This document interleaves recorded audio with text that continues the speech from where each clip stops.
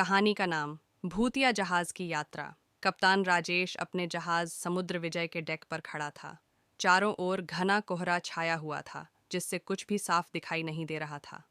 चालक दल के सदस्य बेचैन थे और उनमें से कई पुराने किस्से सुना रहे थे कि ये जल क्षेत्र श्रापित हैं। लेकिन राजेश, साहसी और दृढ़ निश्चयी, ने उनकी बातों को नज़रअंदाज कर आगे बढ़ने का फैसला किया। अचानक जहाज के नीचे से एक तेज आवाज आई। राजेश तेजी से नीचे की ओर भागा।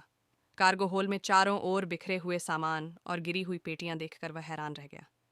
यह क्या हुआ? उसने तेज आवाज में पूछा। पता नहीं कप्तान, सहायक टॉम ने घबराते हुए कहा। ऐसा लगता है जैसे कोई या कुछ इन्हें हिला गया हो।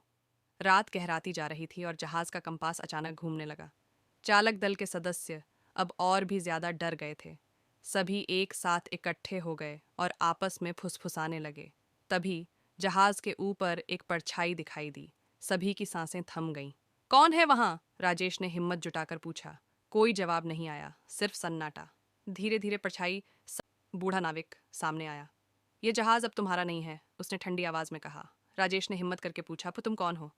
बूढ़ा नाविक मुस्कुराया और बोला, मैं इस जहाज का पहला कप्तान हूँ, जो वर्षों पहले एक तूफान में खो गया था। अब यह जहाज मेरी आत्मा का घर है। राजेश और उसके दल ने समझदारी से काम लिया और बूढ़े नाविक की आत्मा को शांति देने का संकल्प लिया। उन्होंने पुराने रीति रिवाजों का पालन किया और अंततः बूढ़े नाविक की आत्मा को मुक्ति मिली।